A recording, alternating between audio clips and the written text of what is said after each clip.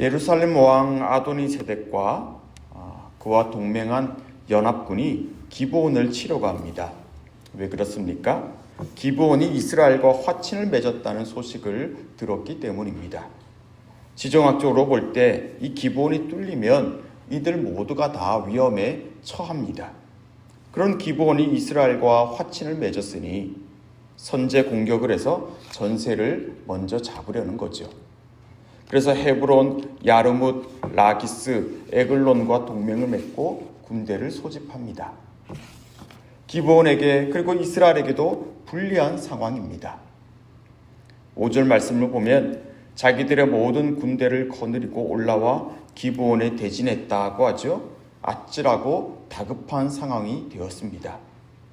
이에 기브온 사람들이 길갈에 사람을 보내지요. 길갈에는 이스라엘 백성들이 있습니다. 속히 올라와서 우리를 구해달라고 하죠.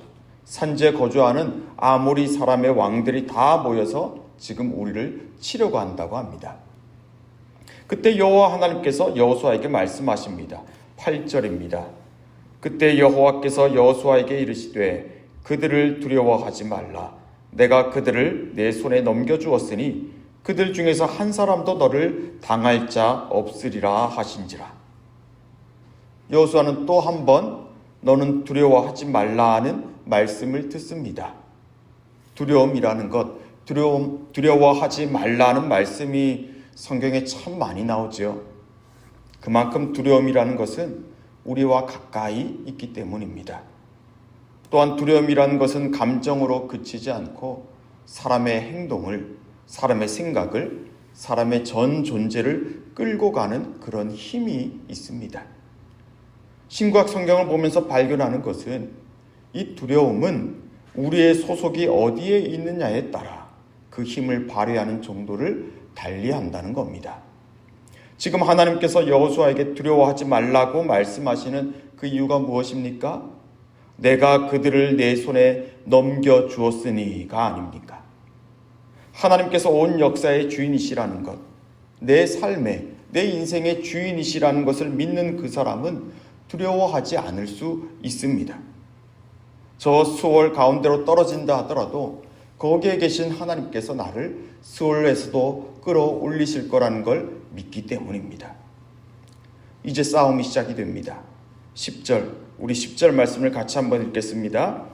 여호와께서 그들을 이스라엘 앞에서 패하게 하심으로 여호수아가 그들을 기브온에서 크게 살육하고 베토론에 올라가는 비탈에서 추격하여 아세가와 막게다까지 이르니라. 자, 여기 우리가 주목할 게 여호와께서라는 표현입니다. 자, 이 전쟁, 이 싸움의 주체가 이스라엘 백성이 아니라 여호수아가 아니라 여호와께서라는 거죠. 여호와께서 저 동맹군들을 이스라엘 앞에서 패하게 하셨다는 걸 우리는 기억해야 합니다. 그리고 또 하나, 어디까지 이스라엘이 이르렀다고 합니까? 아세가와 막게다까지 이르니라. 자, 이게 놀라운 대목입니다. 아세가와 막게다는 예루살렘을 기준으로 보면 서쪽, 남쪽에 있는 도시입니다. 무슨 말이냐면 이스라엘이 지금 길갈, 기브온을 넘어서 가나안의 더 큰 지역까지, 더 먼 지역까지 진출했다는 겁니다. 이스라엘이 차지한 땅이 훨씬 많아졌다는 거죠. 아도니세덱과 연합한 나라들이 쳐들어왔을 때만 해도 이들은 얼마나 다급했겠습니까? 얼마나 두려웠겠습니까? 앞이 캄캄했겠죠? 그런데 어떻습니까? 결과적으로 보니까 이스라엘은 지금 가나안 땅 한복판에까지 이르렀습니다. 다시 살펴보니까 하나님의 약속의 역사가 지금도 계속 이루어지고 있는 것입니다. 여러분, 우리의 삶도 그러하죠. 당장 보면 실패한 것 같고 뒷걸음질 치는 것 같지만 그러면서도 내가 하나님께 붙잡혀 있으면, 하나님의 손 안에 있으면 우리는 거기서 하나님의 역사를 보게 되지 않습니까? 실패가 아니라는 것, 실패가 실패로 끝나지 않는다는 걸 우리는 보게 됩니다. 인간의 수, 인간의 방법과는 차원이 다른 하나님의 수가 있고 하나님의 방법이 있었다는 걸 깨닫게 되지요. 지금 위기의 순간을 지난다 생각했는데 아니에요. 실은 젖과 꿀이 흐르는 그 땅을 너에게 주겠다 하신 하나님의 그 약속이 여전히 이루어지고 있는 거죠. 이 싸움이 아세가와 막게다까지 이르게 되는 싸움이 될 줄 누가 알았겠습니까? 우린 모릅니다. 그래서 우리는 크게 당황하죠. 그러나 그러면서도 주님 안에 있으려 하고 주님의 뜻을 우리가 구하고 있다면 우리는 주님의 인도하심을, 주님의 신실하심을 끝내 고백할 수 있을 것입니다. 이를 가리켜 여호수아서의 저자는 다음과 같이 정리하고 있습니다. 14절입니다. 여호와께서 사람의 목소리를 들으신 이 같은 날은 전에도 없었고 후에도 없었나니 이는 여호와께서 이스라엘을 위하여 싸우셨음이니라. 성도 여러분, 우리의 삶이, 우리의 이 싸움이 우리에게만 달려있지 않다는 걸 기억할 수 있길 바랍니다. 하나님은 우리 혼자 그 길을 걸어가라고 하시지 않습니다. 너 혼자 그 싸움을 싸워야 한다고 하지 않습니다.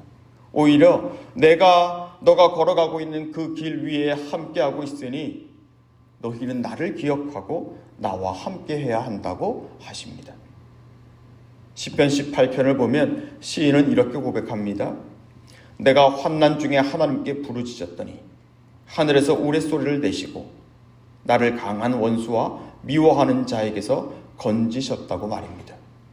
그런데 그렇게 나를 건지신 이유를 시인은 다음과 같이 말합니다. 그들이 나보다 힘이 세기 때문이라고 말입니다.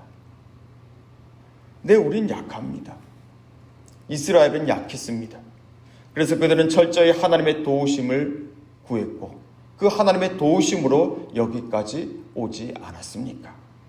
재앙의 날이라 생각한 그때 하나님은 그들을 주의 날개 그늘 아래로 덮어주셨습니다. 그래서 여기 아세가와 막게다까지 오게 되었습니다.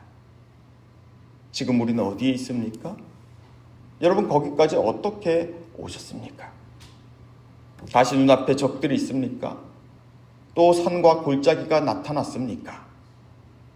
여러분, 하나님을 보실 수 있기를 바랍니다. 나보다 강한 자와 미워하는 자에게서 건지신 하나님께서 지금도 우리와 함께하고 계시기 때문입니다. 하나님은 그분의 신실하심 때문에 또 그분의 신실하심을 또 한 번 이루기 위하여 우리를 위해 싸우시는 분입니다. 내가 그들보다 강한가? 내가 약한가? 여러분, 그게 아닙니다. 내가 지금 하나님을 의지하고 있는가? 내가 그분의 신실하심을 신뢰하고 있는가가 바로 싸움의 승패를 결정짓는 것입니다. 재앙의 날을 기쁨과 감사의 날로 바꾸어 가시는 하나님을 바라보는 저와 여러분 되시기를 주님의 이름으로 축복합니다. 기도하겠습니다. 하나님, 그렇습니다. 오늘 말씀과 같이 주님은 전세를 뒤집으시며 역사를 주관하시며 재앙의 날을 기쁨과 승리의 날로 바꾸어 가십니다. 눈앞에 보이는 큰 산과 깊은 골짜기로 인해 두려워하고 있는 주의 자녀들의 믿음을 도와주셔서 그 순간을 선으로 바꾸어 가시는 하나님을 보게 하여 주십시오. 우리가 주님 안에 있을 때, 주님의 손을 의지할 때 우리는 그 어떤 싸움 속에서도 승리를 이룰 수 있음을 믿습니다. 주님의 자녀들 한 분 한 분 기억하여 주셔서 주님의 얼굴을 구하는 자마다 주의 지혜를, 주의 능력을 더하여 주십시오. 우리 스스로 감당하지 못하는 문제들 속에서도 주님의 얼굴을 구할 때 그 모든 문제들 속에서도 합력하여 선을 이루시는 하나님의 놀라운 인도하심으로 인하여 기쁨과 감사의 고백을 드리게 해주십시오. 예수님 이름으로 기도합니다. 아멘.